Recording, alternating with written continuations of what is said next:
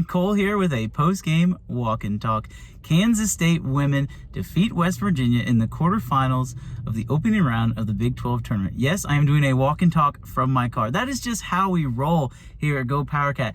Inside of the arena, it was too loud. They were playing music. They were picking up for whatever reason. I guess it's Saturday night and people want to go home. So I have the brilliant idea. Let's go outside of T-Mobile Center.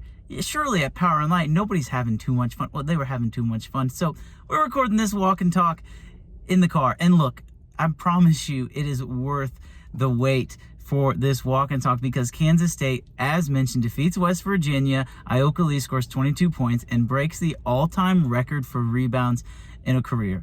After the game, Jeff Minnie, when asked about Ayoka Lee, he started to tear up. He said she had to go through so much, not only with these past few injuries, but in 2020. People forget she had a knee injury, and it was a 14th-month recovery for Ayoka, but you would not be able to tell. Ayoka Lee was a dominant force, especially in the second quarter. She scored 7 points, but she scored them when they mattered most. K-State found themselves down 13 points in the first quarter, and it looked like it might be a blowout in favor of West Virginia. The Mountaineers could not miss, and Kansas State was struggling. Well, insert Ayoka Lee, and she did what Ayoka Lee does. She made people look silly.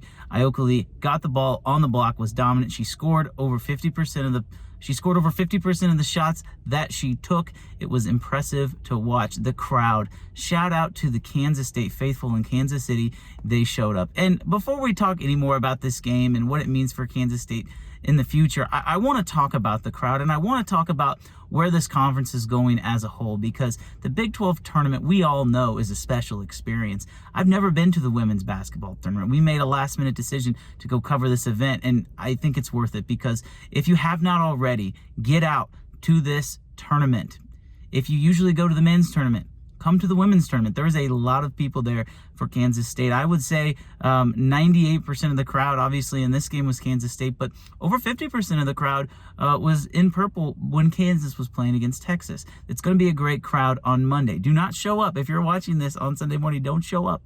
Because of BYU, competition is not allowed to be played on Sunday in Big 12 tournaments. I bet you didn't know that. Now, the semifinals for Kansas State and Texas are on Monday, but the crowd was outstanding. Serena Sundell talked about after the game how it felt like a home game. Jeff Minnie mentioned that as well.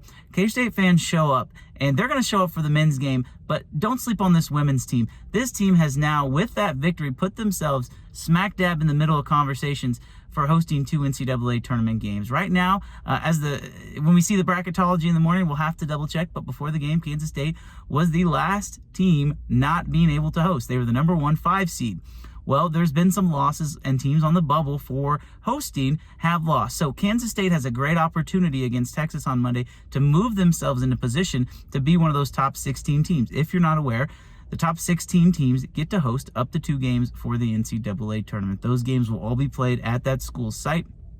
Kansas State is hoping they are one of those teams. They look like a lock. They were up to number 2 in the season in the AP poll this year. Had some injuries with Ayoka Lee, struggled at times, but now they're back. And that team in the second quarter looked like the team that we all know and we have seen dominate opponents. They were impressive to watch. I felt like the biggest part of this game was the second quarter, and everybody's going to look to the end of the game. But if Kansas State doesn't come out swinging, doesn't come out firing, not only on offense, but really on defense as well, they're not even in this game in the late stages. It felt like Kansas State was in cruise control in the third quarter until all of a sudden West Virginia, facing a 9-point deficit, cut it to 1. And after that, it was game on. West Virginia's guards are special. There's no doubt about it. If there's going to be a Big 12 team besides Kansas State and Texas that go on a run in the NCAA tournament, I think it's going to be West Virginia. Guards win in March. That's the same in the men's and women's game, and their guards are impressive.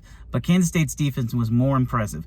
Kansas State had a chance to ice the game at the end with Ayoka Lee at the free throw line with 4 seconds left. The Cats were up 3. They just needed to make 1, and Ayoka missed them both. And you could tell she was very frustrated. West Virginia had a chance. They had a good look at the end of the game, but they were unable to convert. It was a great game. I'm so excited for the future of this team. Obviously, fans want to look at and hope for a hosting opportunity. But even if Kansas State doesn't get a chance to host, they're going to be in every single game they play. Defense travels. And whenever you have a dominant player like Ayoka Lee, you are going to have a chance to win.